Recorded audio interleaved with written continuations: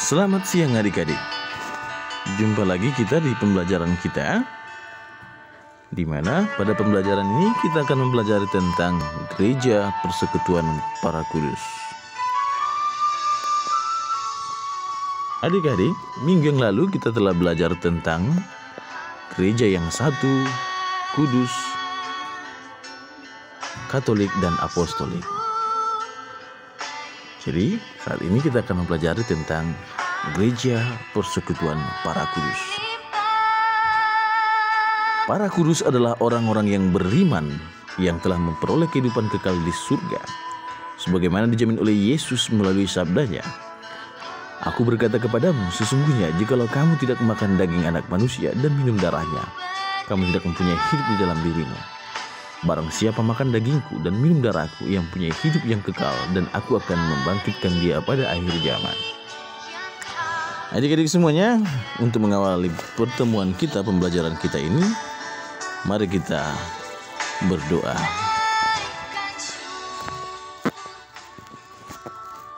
Dalam nama Bapa dan Putra dan Roh Kudus. Amin. Ya Yesus, pada hari ini kami hendak belajar untuk semakin mengenal iman kami, yaitu iman akan Allah Tritunggal, Bapa, Putra, dan Roh Kudus. Di dalam persekutuan gerejamu, dampingilah kami dalam pelajaran ini, agar kami semakin mengenal dan mengingani-Mu. Karena Kristus Tuhan kami. Amin.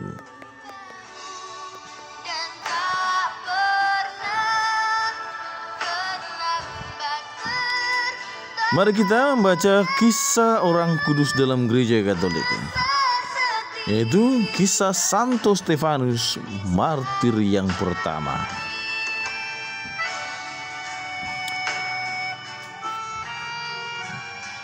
Satu-satunya sumber informasi terpercaya tentang Stefanus adalah Kisah Para Rasul bab 6 dan 7.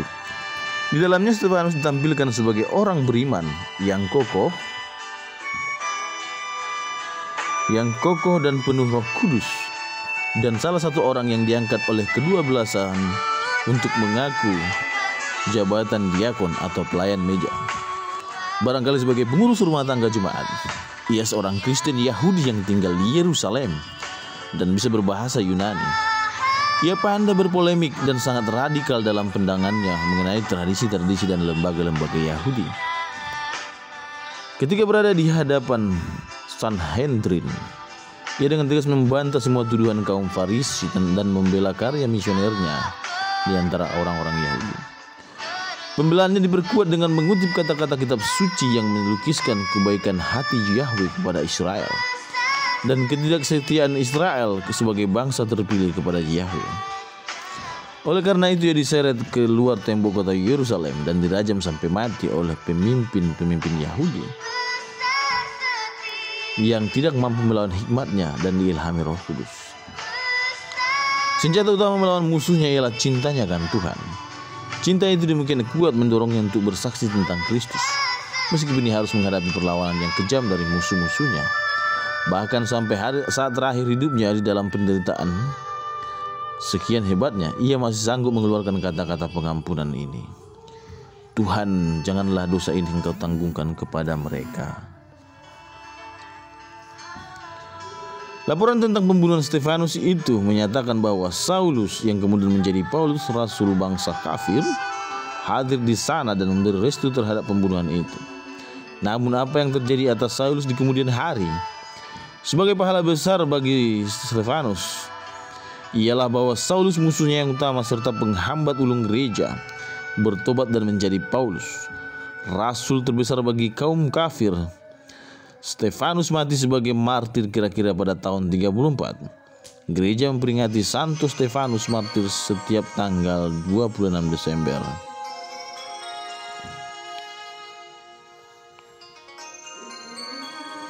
Apa yang dimaksud dengan santo dan santa? Mengapa Stefanus disebut santo? Apa yang dia perjuangkan hingga ia rela mati? Baik adik-adik, ini ada beberapa kesimpulan. Dalam tradisi gereja Katolik, terdapat istilah santo, santa, beato, dan beata. Istilah tersebut merupakan penghormatan kepada orang-orang karena kesucian imannya, jasa, serta pengorbanannya. Semua istilah tersebut berarti yang disucikan. Artinya disucikan. Siapa yang menyucikan ini? biasanya ada prosesinya, ada upacaranya, yakni oleh Bapak Paus. Santo Stefanus adalah martir pertama. Martir artinya orang yang wafat karena mempertahankan imannya akan Kristus.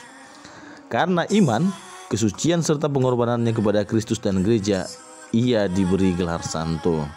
Jadi martir itu adalah orang-orang yang merelakan nyawanya untuk demi imannya kepada Kristus. Dia rela, baik sampai mati, bahkan dihukum. Mungkin adik-adik pernah mendengar atau mengalami kisah seseorang atau mendengar kisah seseorang rela dikucilkan, rela dihina, bahkan dicaci maki demi imannya. Rumusan syahadat menegaskan bahwa kita mengimani persekutuan para kudus. Persekutuan para kudus adalah himpunan orang-orang yang semasa hidupnya menunjukkan nilai-nilai iman, kesucian, dan menyerahkan seluruh hidupnya untuk kemuliaan Allah. Meskipun mereka wafat, iman akan Kristus yang satu menjadi tali pengikat persekutuan dengan gereja yang masih berziarah di bumi. Kisah Santo Stefanus juga menunjukkan sifat kudus gereja, yang berarti bahwa bukan hanya mereka yang masih mengembara di dunia, melainkan mereka yang telah berada dalam surga karena kekudusan yang telah mereka perjuangkan selama masa hidup di dunia, sekaligus karena kasih Kristus. Oke adik-adik, itu tadi tentang kisah Santo Santa dan siapa itu sebenarnya Santo atau Santa, sudah dijelaskan sini, sangat jelas ya adik-adik ya.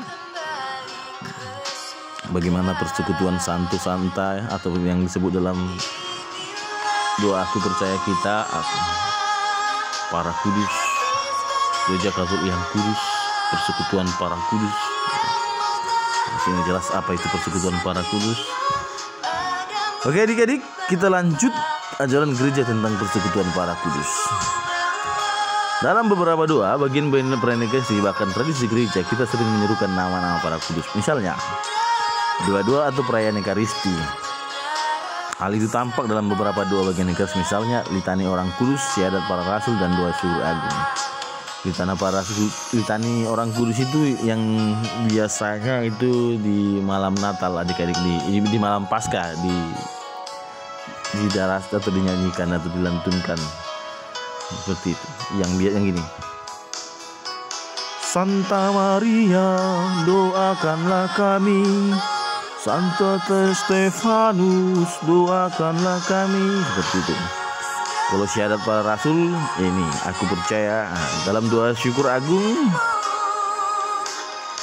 di doa syukur agung ada itu adik-adik, kalau adik-adik pernah mengikutinya atau lebih teliti, yang bersama para kudus di surga, yang ada para imam mengangkat tangannya, membuka tangannya gitu.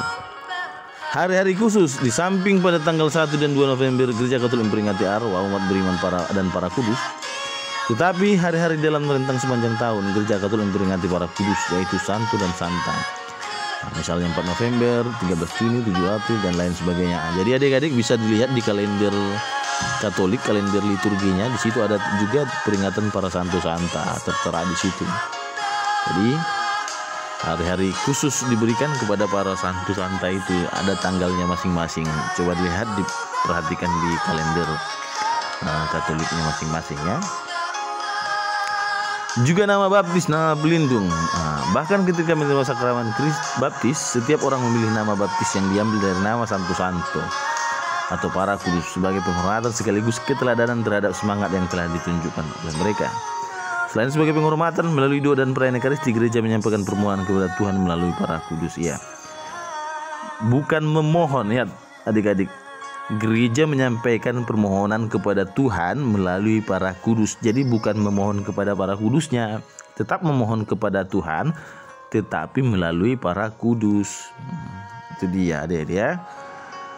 Sakramen baptis juga kita mengambil nama. Jadi adik-adik mungkin ada yang namanya kayak nama seperti Maria,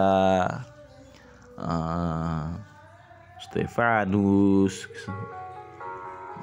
baru banyak ya. Itu juga untuk menghormati para santo santa, juga meneladani cara hidupnya. Jadi adik-adik yang memiliki nama santo santa pelindung, kita harus meneladani hidupnya juga. Kita cari sejarah hidupnya seperti apa, kita harus meneladani hidupnya. Jadi mulai sekarang adik-adik yang memiliki nama, yang ada nama santo santanya, silakan dicari atau ditanya kepada orang tuanya teladan hidup santo santanya itu, seperti katakan si Yohanes, Bartomeus, Vincentius, Carolus, Ambrosius. Banyak adik-adik ya, silakan dicari masing-masing teladan hidup atau cara hidup para santo santa pelindungnya. Menghormati dan meneladani semangat iman para kudus. Orang-orang kudus, kesucian hidup, semangat serta jasa pengorbanannya. Nama orang kudus Bunda Maria, semangat keteladanannya, kesucian, kesederhanaan, melakukan kehendak Allah, memberi dukungan terhadap murid-murid Yesus. Francis dari Assisi menghayati kemiskinan, kesederhanaan, dan kesucian. Ada banyak santo santa adik-adik ya. Nah, silakan nanti tugasnya saya berikan. Baik adik-adik, kita baca kitab suci Percakapan dengan Nikodemus. Nikodemus adalah seorang Farisi yang bernama Nikodemus, seorang pemimpin agama Yahudi. Ia datang pada waktu malam kepada Yesus dan berkata, "Rabi, kami tahu bahwa engkau datang sebagai guru yang diutus Allah, sebab tidak ada seorang pun yang dapat mengadakan tanda-tanda yang engkau adakan ini, jikalau tidak menyertainya." Yesus menjawab, katanya, "Aku berkata kepadamu, sesungguhnya jika seorang tidak dilahirkan kembali, ia tidak melihat kerajaan Allah." Kata Nikodemus kepadanya, "Bagaimanakah mungkin seorang dilahirkan kalau ia sudah tua? Dapat ia masuk kembali ke dalam rahim ibunya dan dilahirkan lagi?" Jawab Yesus, "Aku berkata kepadamu, sesungguhnya jika seorang tidak dilahirkan dari air dan roh, ia tidak dapat masuk ke dalam kerajaan Allah." Yesus roti kehidupan. Kata Yesus kepada mereka, "Akulah roti hidup. Barang siapa datang kepadaku, ia tidak akan lapar lagi. Dan barang siapa percaya kepadaku, ia tidak akan haus lagi. Akulah roti hidup. Akulah roti hidup yang telah turun dari surga. Jikalau seorang makan dari roti ini, ia akan hidup selama-lamanya. Dan roti yang kuberikan itu ialah dagingku, yang akan kuberikan untuk hidup dunia. Barang siapa makan dagingku dan minum darahku, ia mempunyai hidup yang kekal, dan aku akan membangkitkan dia pada akhir zaman. Sebab dagingku adalah benar-benar makanan, dan darahku adalah benar-benar minuman. Barang siapa makan dagingku dan minum darahku, ia tinggal di dalam aku dan aku tinggal di dalam dia. Sama seperti Bapa yang hidup mengutus aku, dan aku hidup oleh Bapa. Demikian juga barang siapa yang memakan aku akan hidup oleh aku. Inilah roti yang telah turun dari surga, bukan roti seperti yang dimakan nenek moyangmu dan mereka telah mati. Barang siapa makan roti ini, ia akan hidup selama-lamanya."